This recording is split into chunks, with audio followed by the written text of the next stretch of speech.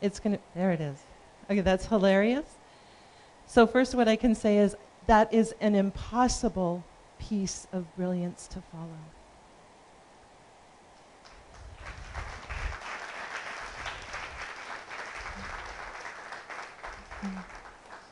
My body just feels, I'm just shaking with appreciation for Elise and the young people and all the people who've been part of this event. And I was saying to my friends, I don't know actually what I'm going to say to begin with. And then to walk up here and have the mic not work is kind of funny, because at my high school graduation, I was the salutatorian. And at our high school, St. Joe's, over 2,000 kids in Edmonton, and truly, I had no clue why I was asked to be the salutarian, because I really felt like I didn't know anybody, except a couple of teachers, actually, that I connected with. So when I was asked to be the salutarian, it was to greet and thank the parents and the teachers. And so I did. I walked up on stage, and it was about a week after I had just gotten married, by the way, and had just turned 18, by the way. And Len, my husband, is still sitting with me, sitting here tonight. So something was okay about that. But I came up on stage at St. Joe's Composite High School, where I really felt so disconnected from what had been going on there. Had no clue people even knew who I was, except Father Wirtz and the religious studies class, where he introduced me to Viktor Frankl and man's search for meaning, and the whole concept of the logos, the power of the word. Yeah, really, it was one person, Father Wirtz, and actually Father Wirtz was the person that married Len and I. So anyways, I walked up at my high school graduation onto the stage and said, I only have a small story to tell you. And the mic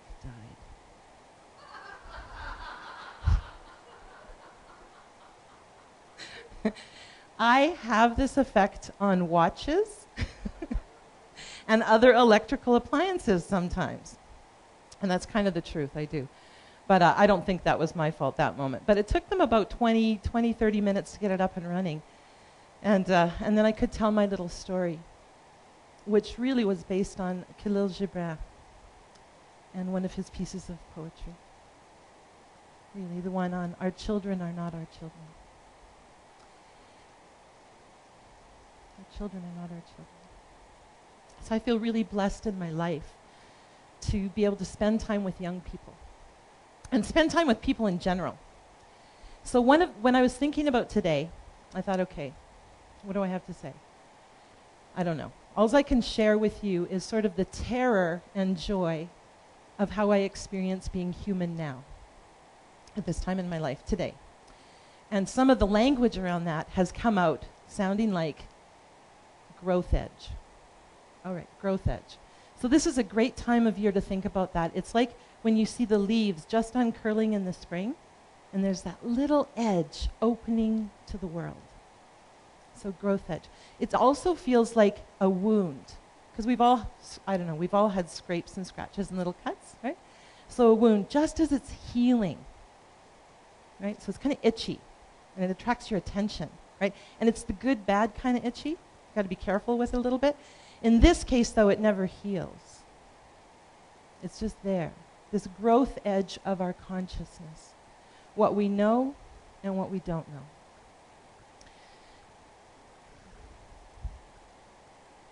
I have a friend, Winnie Bauer, who's crossed over.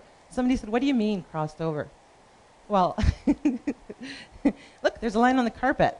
Here, I'm in human body form, and I cross over here, and I'm not in my body anymore. So Winnie's not in her body anymore, but she certainly is still in my life. And she really was one of the people that taught me, or was evocative for this experience, that human equals learner. Human equals learner. And one of the ways I learned this was, I had the joy of, knowing her for a number of years, and the privilege of being with her as she crossed from this way of presenting to this. And as she was in relationship with cancer, and she never considered herself at war with cancer, she considered herself in relationship with cancer, And she felt it was a relationship she was sharing with the times. So she knew she had a personal story related to it, and she knew there was a story bigger than her going on. And what she said is, Barbara, I have to do this myself. Right? There's nothing you can do with this thing I'm dealing with. That's my work. But I don't have to do it alone. I have to do it myself, but I don't have to do it alone. That was one big learning for me. Oh, okay, so when I'm a learner, exploring this edge, this growth edge of my consciousness, of what I know and what I don't know, I have to do that myself, right? I have to do it myself. And I realized there's 3 qualities that are related to that, living on that space of what's known and not known yet. And these 3 qualities, maybe I'd call them something different later or tomorrow, but today, in this moment, I would say patience, practice, and love. Let's go to the next slide. I don't even remember what it is. Oh, perfect. Okay, so favorite little story when I was younger. On this growth edge of what I know and don't know, which kind of feels itchy and can feel irritated, Carl Jung, somebody earlier mentioned Carl Jung, wonderful humanist, psychologist, who really brought to the world an understanding of our shadow. Our shadow. So in this liminal space, and a liminal space is a space potent with activity, where something's going to happen now. In this space, this growth edge, right on this edge of what I don't know lives my shadow. That's my experience. My shadow. Well, what is my shadow? Well, apparently it follows me. And it looks like everything casts a shadow here. There's only a certain time of the day when the sun's right over your head for an instant. And if you stand very still, you might not have a shadow, but it's very brief, right? Very brief. But there is a moment when you don't. So the shadow, Carl Jung said, it's all those parts of myself that I will not see. I don't like them. They're not beautiful. They're not well formed. They're rude. At times inexcusable. So parts of me I don't want to own, and also incredible unknown potentials that are beautiful live in my shadowlands too. Everything casts a shadow, and I would propose to you that you want your shadow. Peter Pan did. Why did he want his shadow? Without a shadow, you can't know love. You can't know love. Wanted Wendy. Had to get that shadow. Ended up getting it. So I need to work with my shadow. What does that look like? So patience, practice, and love. Patience. All right. Patience. The roots of patience, very old, is suffering. How do we stand seeing those parts of ourselves that we can't stand, that we suffer with in a way? Well, we have each other, which is awesome. And that's part of the work that I love, being in relationship in my work life with young people and their brilliance. Right? We have each other. They help me. And I hope I help them too in their human journey. So we have each other. And part of what we have each other for is a kind of mirroring, right? So it seems that if I don't like something, if there's something in my shadowland that's living right at the edge of my growth edge that's kind of irritating me, it's okay. It's easier for me to see it in you. You bug me. You irritate me. I don't agree with you, right? So it's easier for me to see that part of my shadowland in you. Because thank you and bless you, you've somehow agreed to come and offer a mirror. How wonderful, right? How wonderful is that, right? So, and then part of the practice is, and James mentioned earlier, reframing. So reframing and also shifting perspective so I can see that actually what is irritating me in you is me. It's a quality of mind. Now, the quantity doesn't matter. It could be a truckload of cement, right, of my unresolved, unloved stuff that I see reflected in you, or it could be a tiniest bit of feather. The amount and weight doesn't matter. It doesn't matter. It doesn't matter. If you irritate me, it's a part of my growth edge. It's a part of the shadow that's asking to be welcomed and loved. Patience. Stand the life with that suffering right at that edge. Practice.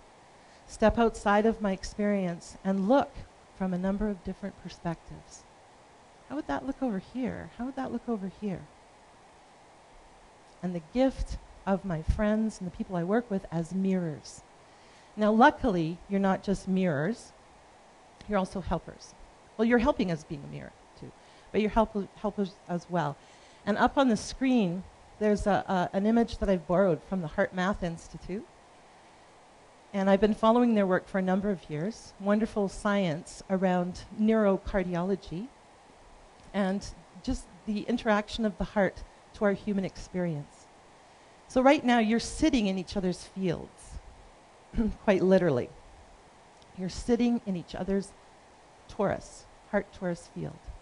So it's an electromagnetic field generated by the electrical activity of your heart.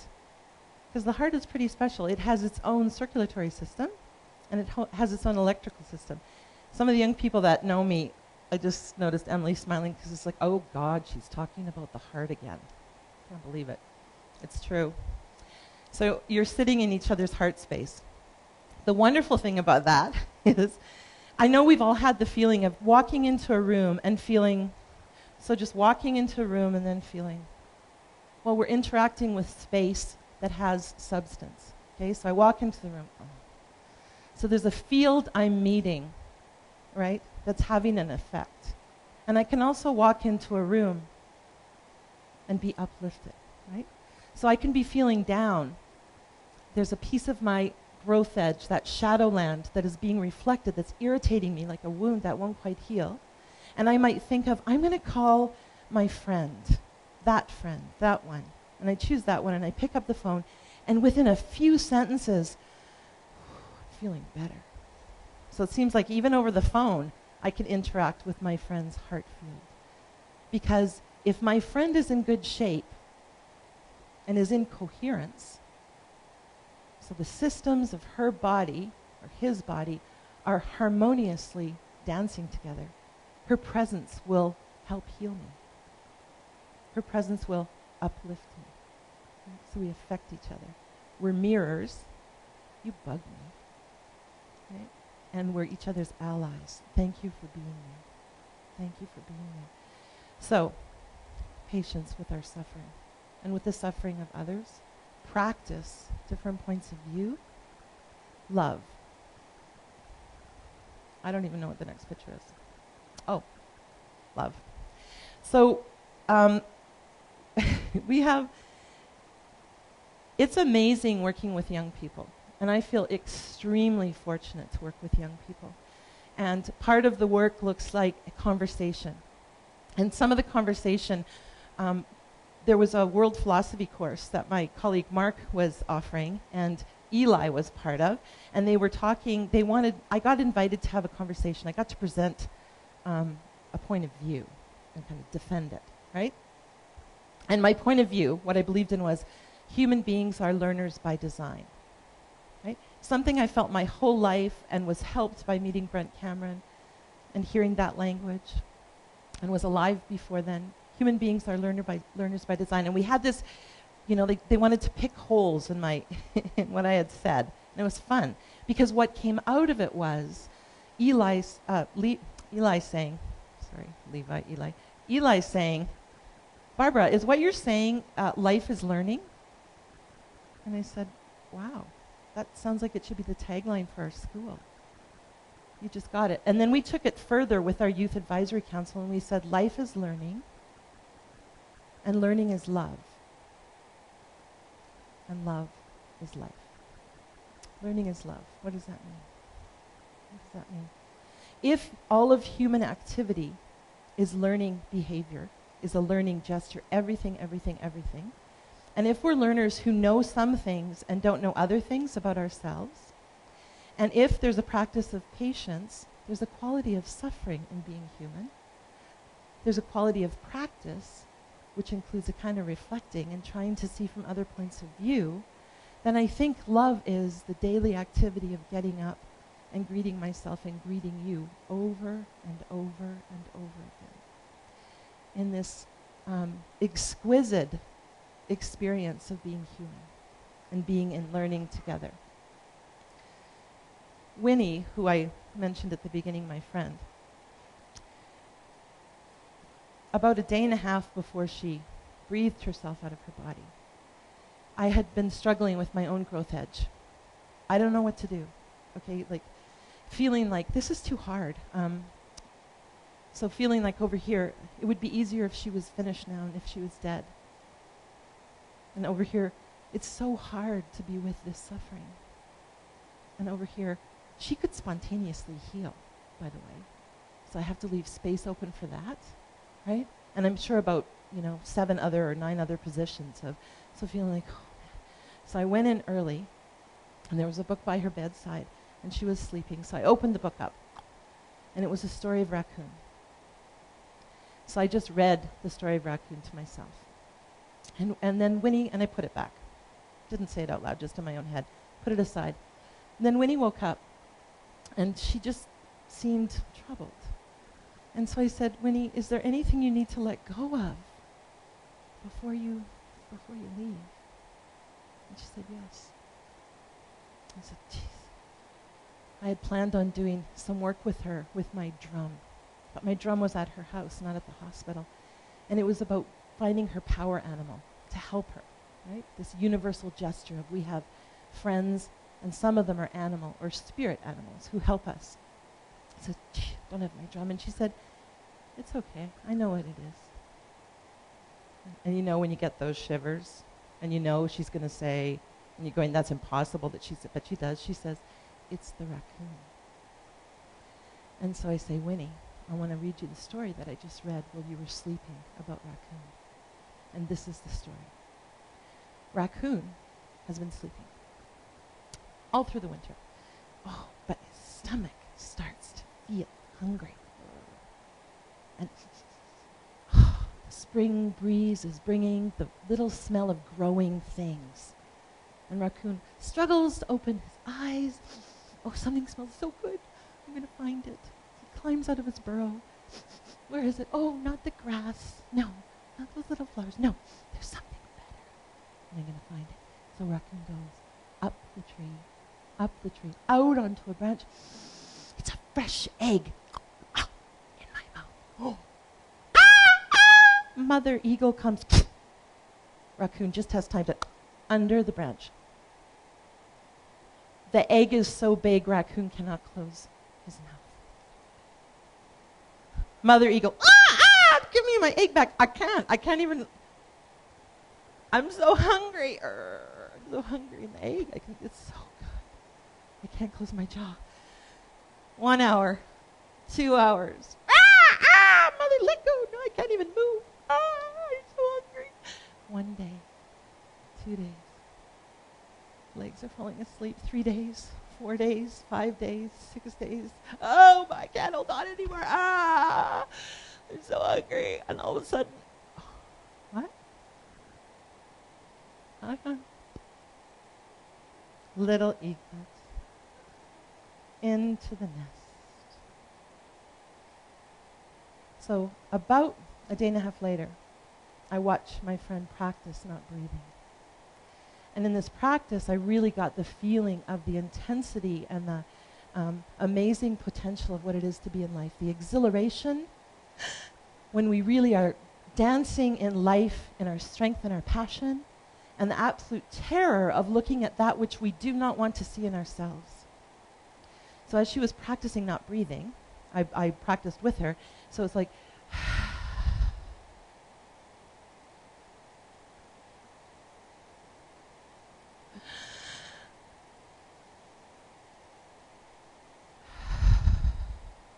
reminded me of swimming when I was a kid.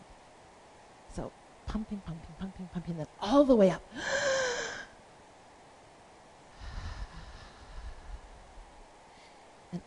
all the way.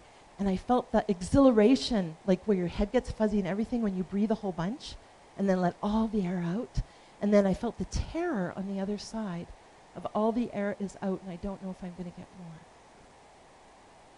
And then got to watch her as she jumped off the thing.